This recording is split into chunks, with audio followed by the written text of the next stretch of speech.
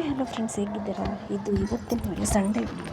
So Sunday special ghee rice ಮಾಡಿ chicken sukka ಮಾಡೋಣ ಅಂತೇಳಿ. ಸುಕ್ಕ ಅಂದರೆ ಫುಲ್ಲು ಗ್ರೇವಿ ಇಲ್ಲ, ಸೊ ಹಾಗೆ ಸ್ವಲ್ಪ ಗ್ರೇವಿ ಅದು ಸೇಮ್ ಒಂದು ಈಕ್ವಲ್ ಆಗಿರಲಿ ಗೀ ರೈಸ್ಗೆ ಅಂತ ಹೇಳಿಬಿಟ್ಟು ಸೊ ನಾನು ಗೀ ರೈಸ್ ಮಾಡ್ತಾಯಿದ್ದೀನಿ.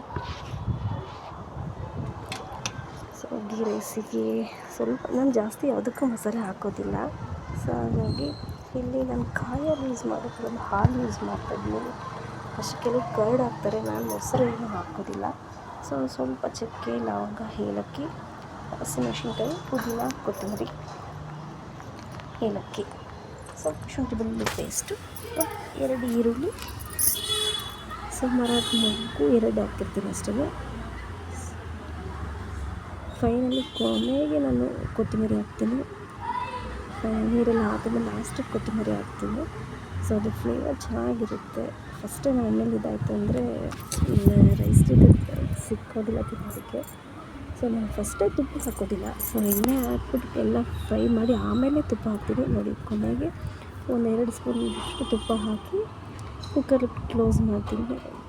ಸೊ ನಾನು 3 ಗ್ಲಾಸ್ ರೈಸ್ ಹಾಕಿರೋದು. ಸೊ ಹಾಗಾಗಿ ನಾನು 4.25 ಗ್ಲಾಸ್ ನೀರು ಹಾಕಿರ್ತೀನಿ. ಸೊ ಇದು 2 ವಿಷಲ್ ಹಾಕಲಿ. ನೆಕ್ಸ್ಟ್ ಈಗ ನಾವು ಚಿಕನ್ ಎಲ್ಲ ಕ್ಲೀನ್ ಮಾಡಿಟ್ಟಿದ್ದೀನಿ. ಏನು ಮಾಡೋದು ಅಂತ ಎಲ್ಲರೂ ಒಬ್ಬೊಂದು ಹೇಳ್ತಾಯಿದ್ರು. ಸೊ ನಾನು ಮಂಗಳೂರಿಗೆ ಹೋದಾಗ ಚಿಕನ್ ಸುಕ್ಕ ಪೌಡರ್ ತಂದಿದ್ದೆ. ಸೊ ನೋಡೋಣ, ಟ್ರೈ ಮಾಡೋಣ ಅಂತ ಹೇಳಿ, ಹಂಗಾಗಿ ಇವತ್ತು ಅದನ್ನೇ ಮಾಡೋಣ ಅಂತ ಹೇಳಿ. ಎಷ್ಟು ಬೇಗ ಆಯಿತು ಅಂತಂದರೆ ತುಂಬ ಬೇಗ ಆಗುತ್ತೆ. ಗೀ ರೈಸು ಬೇಗ ಆಗುತ್ತೆ. ಸೊ ಅದ್ರ ಜೊತೆ ಈ ಗ್ರೇವಿ ಥರ ಇದನ್ನು ಚಿಕನ್ ಸುಕ್ಕ ಗ್ರೇವಿ ಥರ ಮಾಡ್ಕೊಂಡು ತುಂಬ ಚೆನ್ನಾಗಾಗುತ್ತೆ.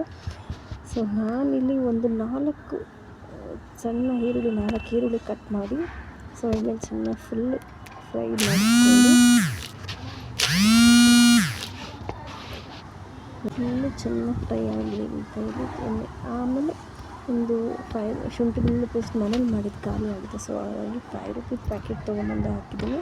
ಸೊ ಒಂದು 2 ಸ್ಪೂನ್ ಆಗುತ್ತೆ ಇದು ಶುಂಠಿ ಬೆಳ್ಳುಳ್ಳಿ ಪೇಸ್ಟ್ ಹಾಕಿ.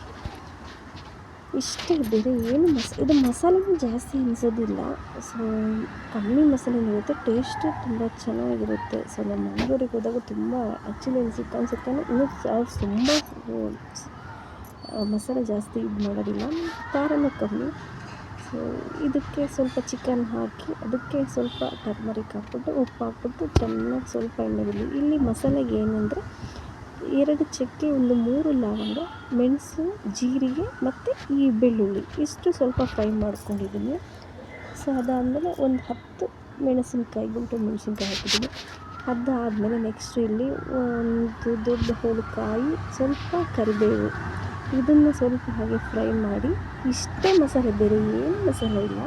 ಸೊ ಧನಿಯಾ ಫ್ರೈ ಮಾಡಿ ಹುರಿದು ಹಾಕ್ತಾರೆ. ಸೊ ನಾನು ಧನಿಯಾ ಏನು ಇಟ್ಕೊಳ್ಳಲ್ಲ, ನಾನು ಬರೀ ಧನಿಯಾ ಪುಡಿನೇ ಪೌಡ್ರ್ ಮಾಡಿಸಿರ್ತೀನಲ್ಲ. ಸೊ ನಾನು ಹಾಗಾಗಿ ಧನಿಯಾ ಪೌಡ್ರನ್ನೇ ಯೂಸ್ ಮಾಡ್ತೀನಿ. ಅದಕ್ಕೇನು ನಾನು ಎಕ್ಸ್ಟ್ರಾ ಮಸಾಲೆ ಏನೂ ಹಾಕೋದಿಲ್ಲ. ಸೊ ಮನೆಗೆ ಧನಿಯಾ ತಂದು ಪುಡಿ ಮಾಡಿಸಿರ್ತೀನಲ್ಲ, ಹಾಗಾಗಿ ಎಕ್ಸ್ಟ್ರಾ ಧನಿಯಾ ಏನು ಹಾಕೋದಿಲ್ಲ. ಸೊ ಇಲ್ಲಿ ನೋಡಿ ಚಿಕನಲ್ಲಿ ಎಷ್ಟು ಚೆನ್ನಾಗಿ ನೀರ್ಬಿಟ್ಟಿದೆ. ಸೊ ನಾನು ಅದಕ್ಕೆ 2 ಟೊಮೆಟೊ ಹಚ್ಚಿ ಹಾಕಿದ್ದೀನಿ. ಈಗ ನೋಡಿ ಮಸಾಲೆ ರುಬ್ಕೊತಿದ್ದೀನಿ.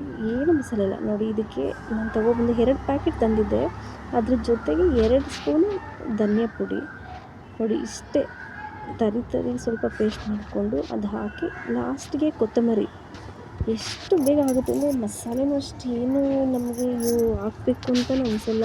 ಇದಕ್ಕೆಲ್ಲ ನಾವು ಚಿಕನ್ ಸಾಂಬಾರು ಮಾಡಬೇಕು ಅಂದರೆ ಕಡಲೆ, ಗಸಗಸೆ, ಇನ್ನೂ ತುಂಬ ಮಸಾಲೆ ಹಾಕ್ತೀವಿ ನೋಡಿ. ಎಷ್ಟೇ ಮಸಾಲೆ ಎಷ್ಟು ಇದೆ ಅಂತ ತುಂಬ ಚೆನ್ನಾಗಿದೆ. ಇಷ್ಟೇ ಮಾಡಿದ್ರೆ ಇನ್ನೂ ಚೆನ್ನಾಗಿದೆ. ಇದು ಚಪಾತಿಗೆಲ್ಲ ಚೆನ್ನಾಗಿರುತ್ತೆ. ಸೊ ನಾನು ಗೀ ರೈಸ್ ಮಾಡಿದ್ರಿಂದ ಸ್ವಲ್ಪ ಗ್ರೇವಿ ಇರಲಿ ಅಂತ ಹೇಳ್ಬಿಟ್ಟು ಸ್ವಲ್ಪ 1 ಗ್ಲಾಸಷ್ಟು ಸ್ವಲ್ಪ ನೀರು ಹಾಕಿ ನಾನು ರೆಡಿ ಮಾಡಿಕೊಂಡೆ. ಟೇಸ್ಟ್ ಮಾತ್ರ ಎಷ್ಟು ಚೆನ್ನಾಗಿ ಘಮ ಅಂತಿತ್ತು. ನನಗೆ ಇವಾಗಲೇ ತಿನ್ನಬೇಕು ಅನ್ನೋ ಥರ ಅನ್ನಿಸ್ತಿತ್ತು.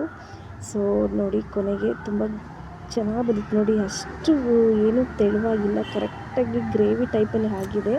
ಸೊ ಇನ್ನು ಸ್ವಲ್ಪ ಬೇಕು ಅಂದರೆ ನಾನು ಆವಾಗಲೇ ಅಷ್ಟೇ ಇತ್ತು, ಸುಕ್ಕ ಚೆನ್ನಾಗಿರುತ್ತೆ. ನಾನು ಸ್ವಲ್ಪ ಗ್ರೇವಿ ಟೈಪ್ ಮಾಡಿಕೊಂಡೆ, ತುಂಬ ಚೆನ್ನಾಗಿ ಬಂದಿತ್ತು ಟೇಸ್ಟ್ ಮಾತ್ರ. ಸ್ವಲ್ಪ ಇವತ್ತಿನ ನೋಡಿ ಇದಿಷ್ಟ ಲೈಕ್